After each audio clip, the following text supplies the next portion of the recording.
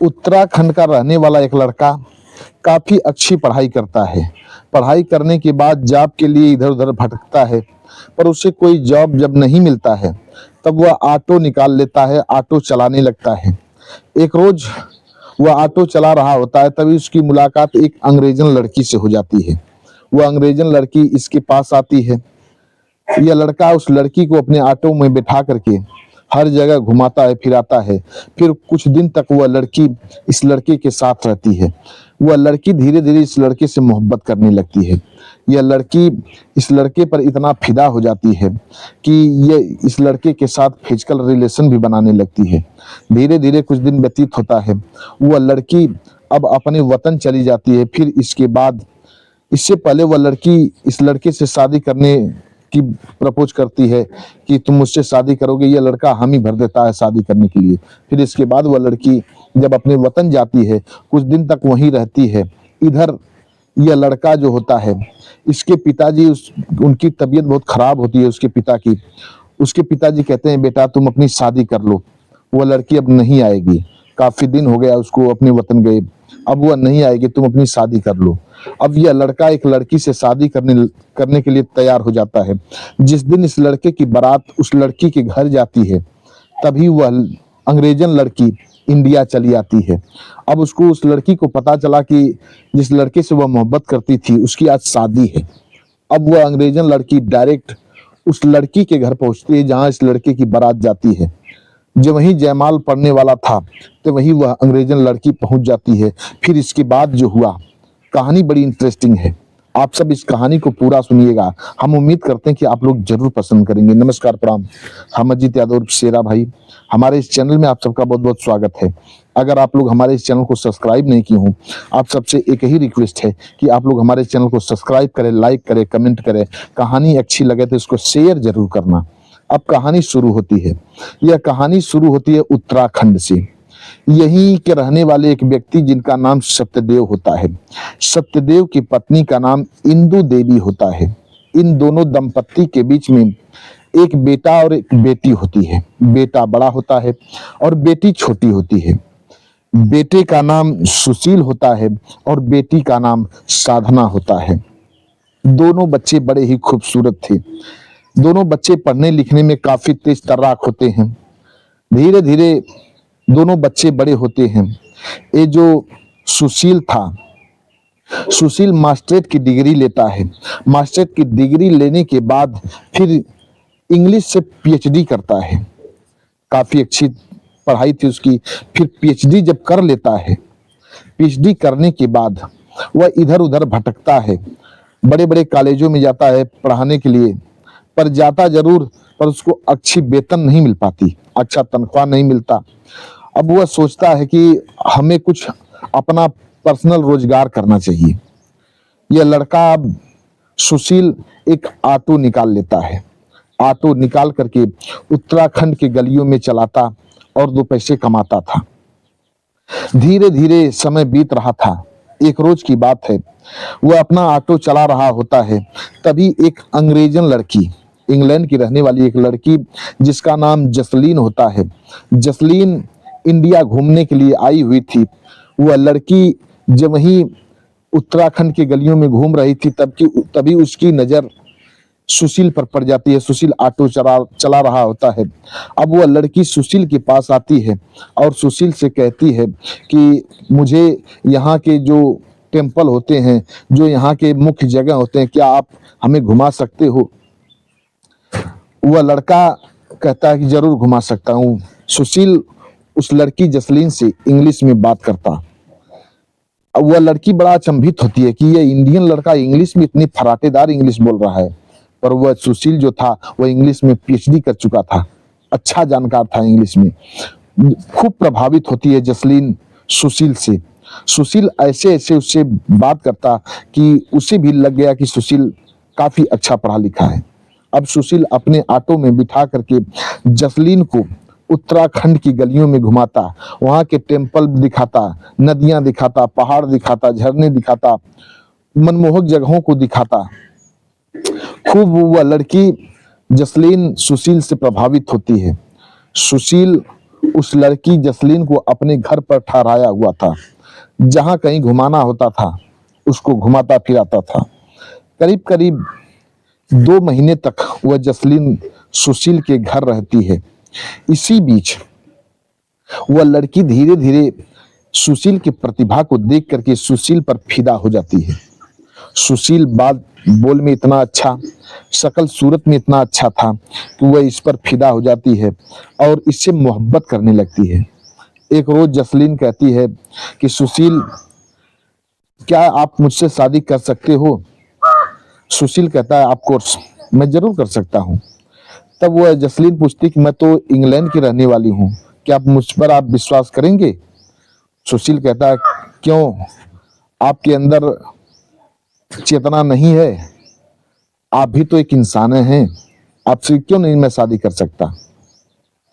मीठी मीठी बात करता और अच्छी बात करता जब सुशील, तो वह लड़की, उसे लगा कि सुशील हमें धोखा नहीं देगा और वह लड़की शादी के लिए इजहार कर देती है। सुशील मान भी जाता है।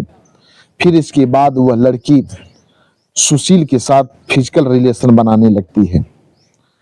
धीरे धीरे कुछ दिन और व्यतीत होता है। अब इसका जो जसलीन था, इसका वीजा खत्म हो जाता है। जसलीन कहती है कि सुशील, अब हमारा वीजा खत्म हो गया, अब मैं अपने वतन जाना चाहती हूँ और फिर लौट करके मैं यहाँ आऊंगी तो यहीं की नागरिकता लूंगी और तुमसे शादी करूंगी। सुशील कहता है ठीक है। इधर यह लड़की जसलीन अपने वतन जाने के लिए तैयार हो जाती है।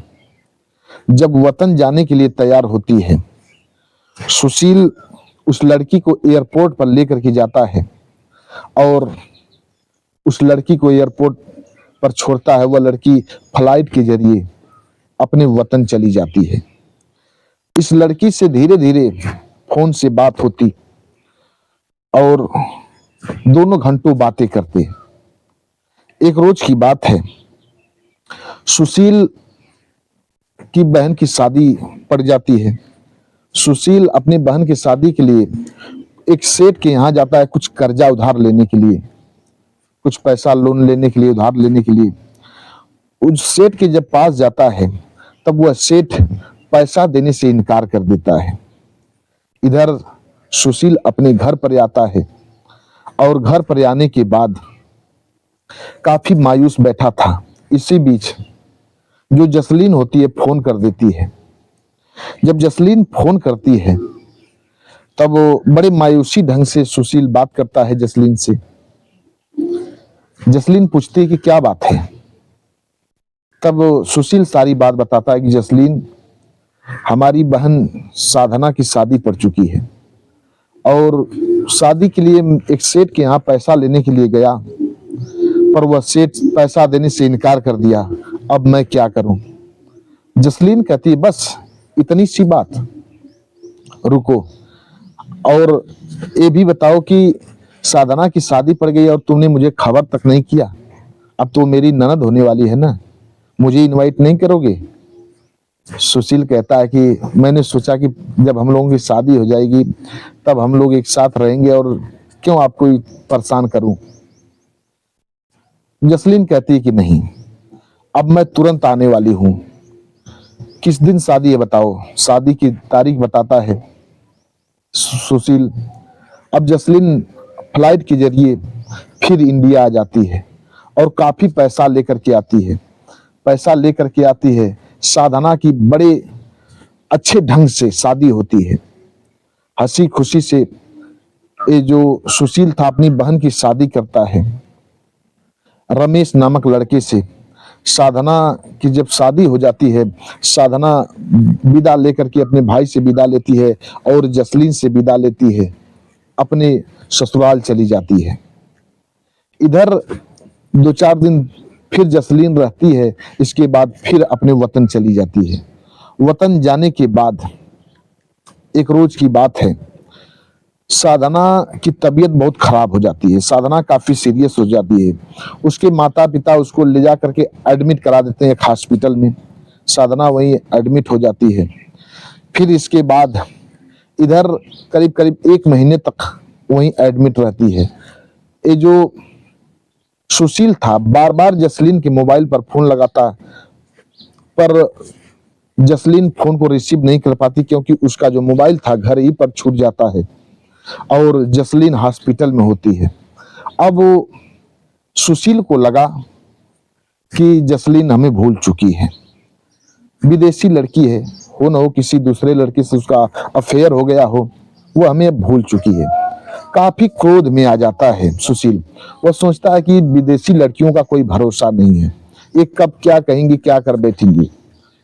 सुशील क्रोध के वशीभूत होकर के जो उसका सिम होता है उसको तोड़ देता है, मोबाइल तोड़ देता है और फेंक देता है, और फिर इसके बाद अपना ऑटो चलाने लगता है। धीरे धीरे कुछ दिन और व्यतीत होता है। उधर जो जसलीन थी बार बार संपर्क साधती है इसके मोबाइल पर, सुशील के मोबाइल पर फोन लगाती, पर इसका मोबाइल बंद बता रहा होता। काफी परेशान हो जाती है। धीरे धीरे समय व्यतीत हो रहा था। इधर एक रोज की बात है, सुशील के पिताजी जो होते हैं सतदेव, इनकी तबीयत काफी खराब हो जाती है। सुशील अपने पिता सतदेव को लेकर के हॉस्पिटल में जाता और उनका इलाज चालू हो जाता। काफी सीरियस हो गए थे सतदेव जी। अब सतदेव जी अपने बेटा सुशील को बुला करके कहते हैं कि बेटा, हमारी एक इच्छा है। सुशील कहता है कहिए पिताजी, क्या बात है। सतदेव जी कहते हैं बेटा तुम अपनी शादी कर लो, हमारे जीते जी तुम शादी कर लोगे, मैं अपनी बहू को देख लूंगा, फिर इसके बाद मैं मर जाऊंगा तो मुझे कोई परवाह नहीं होगा। हमारी इच्छा है कि तुम शादी कर लो, हमारा एक लौता लड़का हो, तुम शादी कर लो बेटा, हमारे जीते जी शादी कर लो। माँ भी इस बात पर फोर्स देती है। पिता की आंखों में आंसू देख करके सुशील कहता है ठीक है पिताजी, जब आपकी इच्छा है तो मैं कर लूंगा शादी। पर सुशील कहता है कि पिताजी, जसलीन बहुत अच्छी लड़की है, वो हमसे वादा करके गई है शादी करने के लिए। तब सतदेव जी कहते हैं बेटा, करीब करीब साल भर का समय बीत गया, अभी तक वह वापस नहीं आई, और उसका क्या भरोसा, विदेशी लड़की है, भावनाओं में बह गई होगी, तुमसे शादी का इजहार कर बैठी। अब तो उसका कुछ अता पता नहीं है, तुम दूसरी शादी कर लो, दूसरी लड़की देख करके शादी कर लो, उस लड़की को भूल जाओ। इतनी बात जब सुशील सुनता है कहता है ठीक है, जैसी आपकी इच्छा। अब सत्यदेव जी अपने साले को फोन लगा देते हैं, अपने साले से कहते हैं कि मेरा बेटा सुशील शादी के लिए तैयार है, कोई लड़की वाले को अगर आप ले करके आते तो शादी हो जाती। अब जो सुशील के मामा होते हैं उनका नाम इनरदेव होता है, एक लड़की वाले को लेकर के अपने घर, इसके सुशील के घर आते हैं। जब सुशील के घर आते हैं तो उस लड़की के पिता का नाम कुंवर होता है और कुंवर की लड़की का नाम अर्चना होता है। अर्चना बड़ी ही खूबसूरत थी। उसका फोटो निकाल करके उसके पिताजी जब सत्यदेव को दिखाते हैं, सत्यदेव जी अर्चना से शादी के लिए अपने बेटे से कराने के लिए तैयार हो जाते हैं। सुशील से शादी के लिए, अर्चना की शादी कराने के लिए तैयार हो जाते हैं और शादी की तारीख तय हो जाती है। जिस दिन शादी की तारीख होती है उस दिन बड़े धूमधाम से सत्यदेव जी अपने बेटे की बारात लेकर के अर्चना के घर निकलते हैं, जिस लड़की से शादी होने वाली थी। इतने में एक गजब होता है कि वो जो अंग्रेजन लड़की जसलीन थी वह फ्लाइट के जरिए बाकायदा यहाँ उत्तराखंड सुशील के गांव आ जाती है। देखती है, अपना अकेले ही चली आ रही है, पैदल चली आ रही थी। देखती है कि सुशील के घर से काफी गाड़ियां निकल रही हैं, बारात जा रही थी, काफी गाड़ियां जा रही थी। वह लड़की अचंभित हो जाती है। जसलीन सोचने पर मजबूर हो जाती है कि आखिर सुशील के घर से इतनी गाड़ियां क्यों जा रही हैं। काफी काफी चिंतातुर हो जाती है। यही सोचते हुए उधेड़ बुन में धीरे धीरे कुल सारी गाड़ियां, जितनी गाड़ियां होती हैं सभी गाड़ियां निकल जाती हैं। और फिर निकलने के बाद ये जो जसलीन होती है धीरे धीरे सुशील के घर पहुंचती है। सुशील के घर जब पहुंचती है लोगों से पूछती है कि क्या हुआ, इतनी गाड़ियां कहाँ जा रही हैं। तब वो कुछ पढ़ी लिखी औरतें उससे इंग्लिश में बताती हैं कि आज सुशील की शादी है और उसकी बारात जा रही है। इधर सुशील की माँ और सुशील की बहन जब जसलीन को देखती हैं, अवाक रह जाती हैं। उनकी आंखों में आंसू आ जाते हैं कि देखिए दुर्भाग्य, आज हमारी बेटे की बारात जा रही है और यह एक विदेशी लड़की जो कि शादी का वादा करके गई थी, आज ही के दिन इसको आना था, आज आ गई। सब लोग जब उसको बताते हैं जसलीन को, जसलीन अचंभित हो जाती है। इधर सभी जितनी बारात थी सब अर्चना के दरवाजे पर पहुंच जाती है। रात को बाजे गाजे के साथ पूरी बारात पहुंचती है। अर्चना के पिताजी, गांव घर के लोग बारातियों की सेवा सत्कार करते हैं और सेवा सत्कार करने के बाद जल जलपान करते हैं। फिर इसके बाद शादी के लिए जो रस्म होती है, रस्में निभाई जा रही थी। इतने में जसलीन एक फोर व्हीलर गाड़ी बुक करती है। फोर व्हीलर गाड़ी बुक करने के बाद तुरंत अर्चना के घर पहुंच जाती है। अर्चना के घर पहुंचती है, जब वहीं जयमाल होने वाला था तो वहीं एक पर्चे पर एक पर्चा लिख करके एक लड़के के माध्यम से अर्चना के पास वह जसलीन वह पर्चा भिजवा देती है। जब वहीं अर्चना उस पर्चा को पाती है, उस पर्चा को पढ़ने लगती है। इधर जसलीन उसी मंडप के, जो शादी का मंडप होता है, उसी के बगल में खड़ी होकर के रो रही थी। इधर अर्चना उस पर्चे को पढ़ रही थी।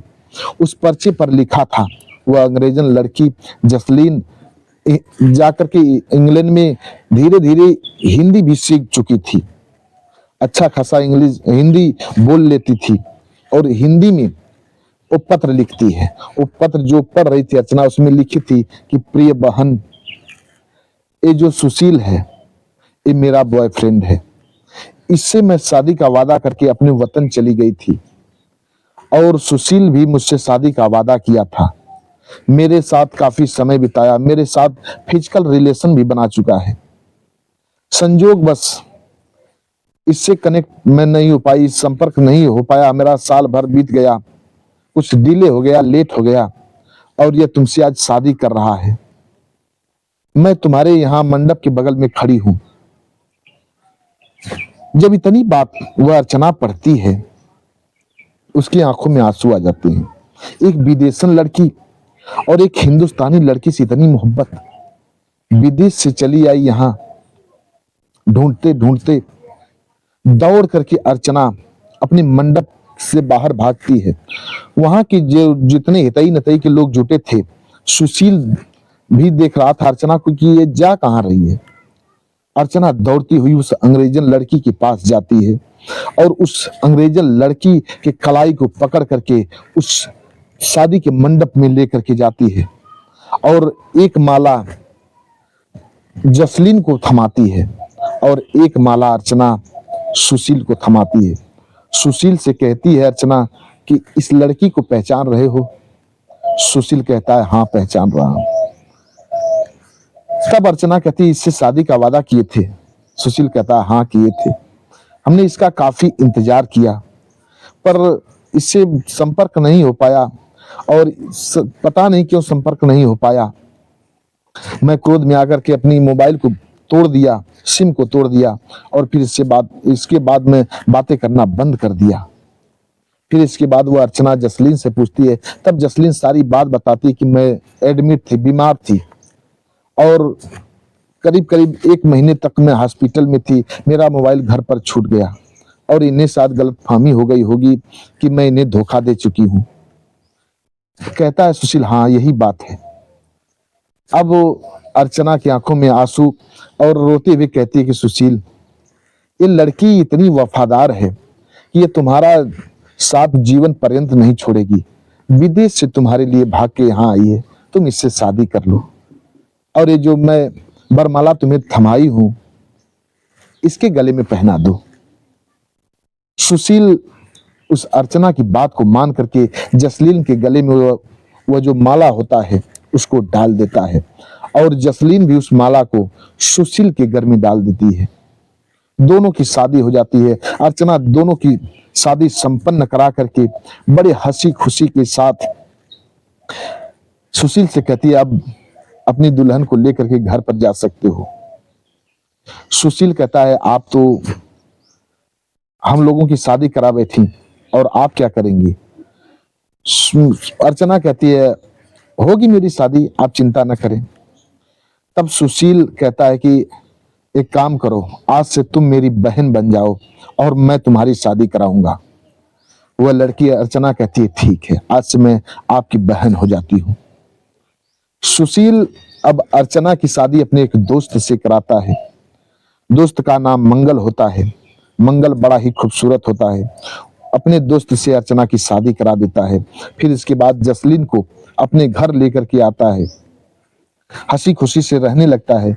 कुछ दिन व्यतीत होता है, वह जसलीन यहीं की नागरिकता ले लेती है और सुशील के साथ रहने लगती है। बस आज की कहानी इतने तक। कहानी कैसी लगी आप लोग कमेंट बॉक्स में बताइएगा। बड़ी ही इंटरेस्टिंग कहानी थी।